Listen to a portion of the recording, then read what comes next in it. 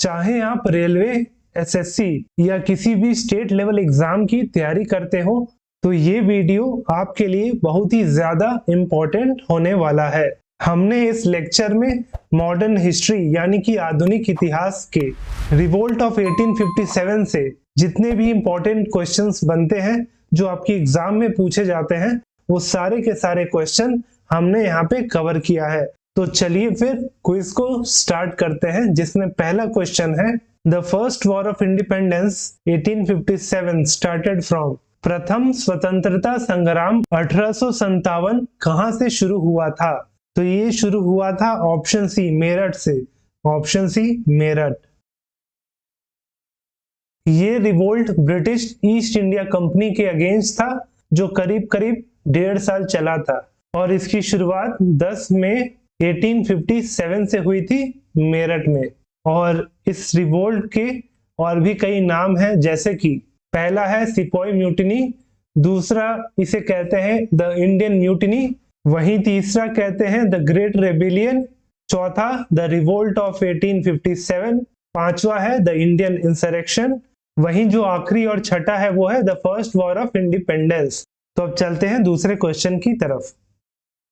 Who was the organizer of revolt of 1857 in Bihar? Bihar में 1857 के विद्रोह के आयोजक कौन थे? तो वो थे option D Kunwar Singh. Option D Kunwar Singh. ये उज्जैनिया क्लैन से थे और इनका जो मेन सेंटर था जहां से वो बिलोंग करते थे वो जगदीशपुर था। जगदीशपुर जो कि आज बिहार का भोजपुर डिस्ट्रिक्ट में आता है। और इन्हें वीर कुंवर सिंह के नाम से भी जाना जाता है या वीर बाबू कुंवर सिंह।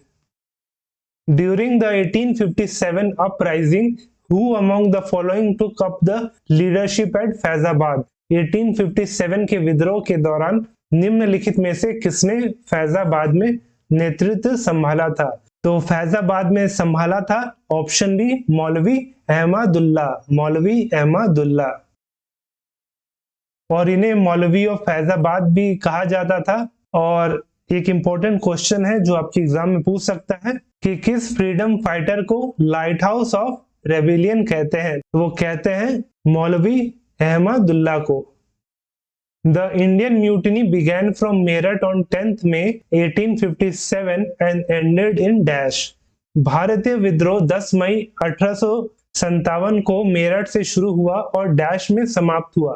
तो रिवोल्ट ऑफ 1857 खत्म हुआ था ग्वालियर में। ऑप्शन ए 20 जून 1858 को।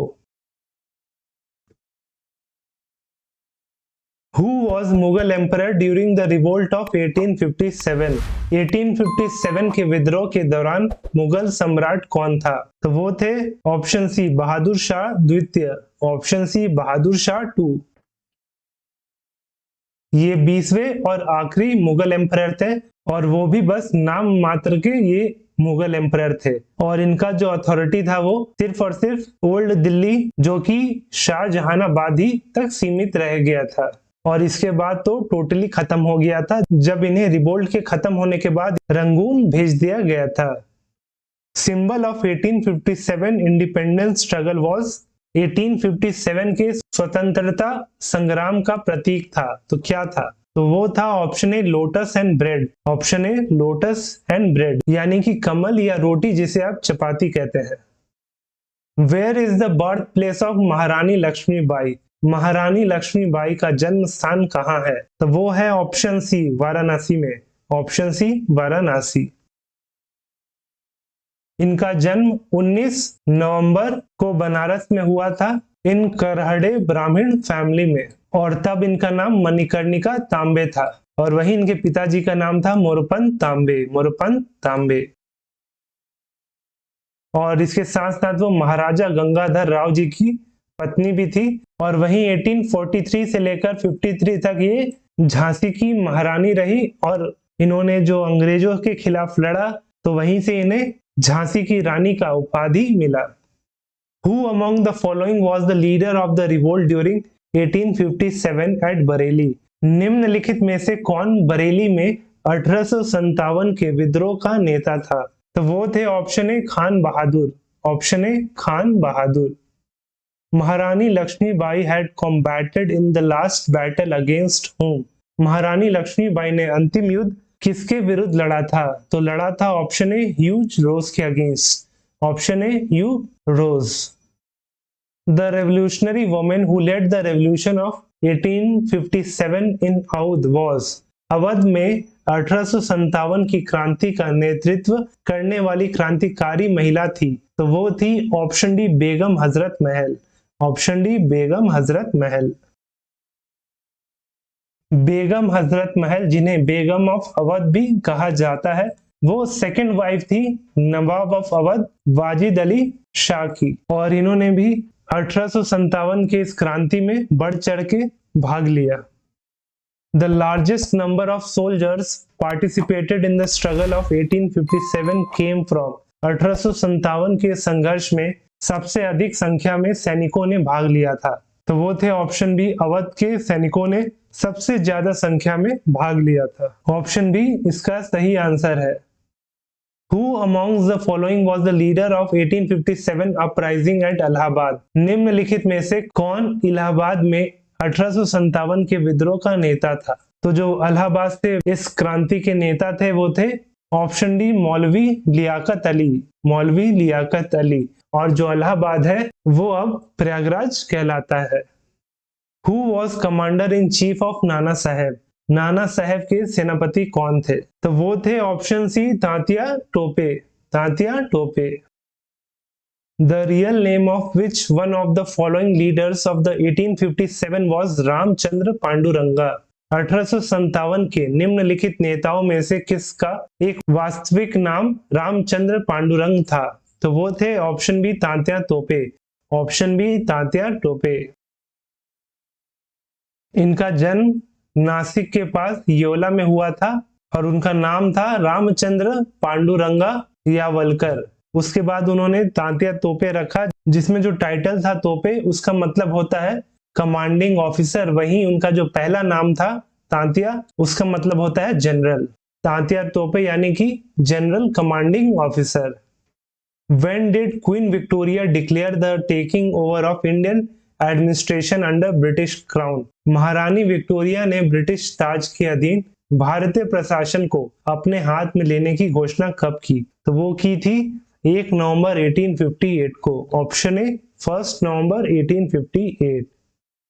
Who among the following was the leader of the revolution of 1857 in Assam? निम्नलिखित में से कौन असम में 1857 की क्रांति के नेता थे? तो वो थे ऑप्शन ए दीवान मनीराम दत्ता, दीवान मनीराम दत्ता।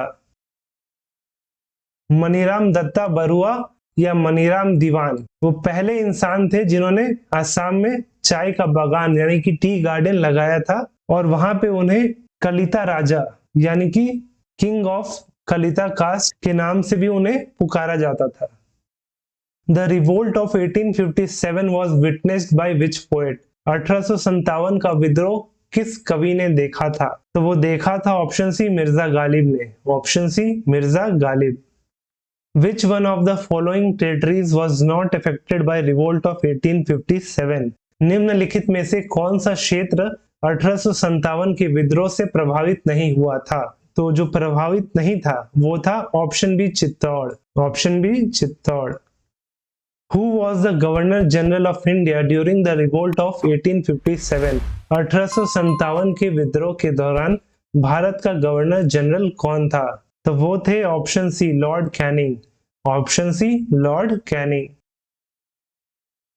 ये भारत के पहले वायसरॉय थे और इनका जो कार्यकाल था वो 1 नवंबर 1858 से लेकर मार्च 1862 तक था, और इनके कार्यकाल में बहुत सारी इंपॉर्टेंट चीजें हुई, तो वो भी जान लेते हैं। जिसमें पहला था formation of imperial civil services, और वहीं इंडियन पिनल कोड 1860 में इनेक्ट हुआ था। उसके अलावा इंडियन हाई कोर्ट 1861 इनेक्ट हुआ था। उसके बाद इंडियन काउंसिल एक्ट 1861 भी इन्हीं के कार्यकाल में इनेक्ट हुआ था। फिर बात करते हैं इंडियन सिविल सर्विस एक्ट 1861 इन्हीं के समय हुआ था। उसके बाद इंपॉर्टेंट चीज आर्कियोलॉजिकल सर्वे ऑफ इंडिया 1861 इन्हीं के कार्यकाल में एस्टैब्लिश हुआ था। और साथ में जो आज आप कैबिनेट सिस्टम देखते हैं वो इन्हीं के कार्यकाल से शुरू हुआ था in a form of portfolio system. Who was the British Prime Minister during the revolt of 1857? 1857 के विद्रोह के दौरान ब्रिटिश प्रधानमंत्री कौन थे? तो वो थे ऑप्शन बी पैल्मरस्टन, ऑप्शन बी पैल्मरस्टन। वहीं अगर आपको इस लेक्चर का पीडीएफ चाहिए होगा और इसके साथ साथ बाकी जितने भी हमारे चैनल पे वीडियोस हैं उन सब के भी पीडीएफ आपको हमारे टेलीग्राम चैनल पे मिल जाएगा और टेलीग्राम चैनल का जो लिंक है वो आपको नीचे डिस्क्रिप्शन में मिल जाएगा।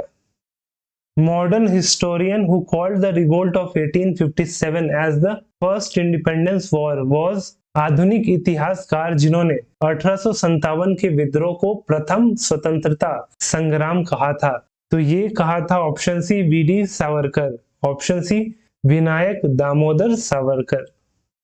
Which of the following state was the first to be annexed by doctrine of lapse? निम्नलिखित में से कौन सा राज्य सबसे पहले व्यपगत सिद्धांत द्वारा कब्जा कर लिया गया था? तो वो था ऑप्शन बी सतारा, ऑप्शन बी सतारा। जो डॉक्ट्रिन ऑफ लैप्स है, ये जो पॉलिसी था इसे लॉर्ड डलहौजी ने इंट्रोड्यूस किया था और इसके तहत कोई भी प्रिंसली स्टेट जिसका अपना वंशज नहीं है तो उस रूलर के मरने के बाद तो उस स्टेट का जो अथॉरिटी है वो automatically British East India Company के पास चला जाएगा। और इसमें जो पहला स्टेट था वो सतारा था जो 1848 में एनेक्स किया गया था ब्रिटिश ईस्ट इंडिया कंपनी द्वारा। उसके बाद संबलपुर 1849 को, फिर बाघा 1850, उदयपुर 1852, झांसी 1853, ये इंपॉर्टेंट है। उसके बाद नागपुर भी इंपॉर्टेंट है 1854 को। तो इसके अलावा भी बहुत सारे प्रिंसली स्टेट थे जो एनेक्स किए गए, ये कुछ इंपॉर्टेंट थे जो आपको मैंने यहाँ पे बता दिया। To which regiment did Mangal Pandey belong? Mangal Pandey किस रेजिमेंट से संबंधित थे? तो वो थे option A 34th Bengal native infantry से, ऑप्शन ए इसका सही आंसर है। वीडियो अगर पसंद आया होगा तो वीडियो को लाइक जरूर करें और इसे ज्यादा से ज्यादा अपने दोस्तों के साथ शेयर करें। और हमेशा की तरह इस लेक्चर का पीडीएफ आपको हमारे टेलीग्राम चैनल प्रेप नेशन पर मिल जाएगा जिसका लिंक नीचे डिस्क्रिप्शन में दिया गया है। तो चलिए फिर आज के लिए इतना ही। जय हिंद दोस्तों।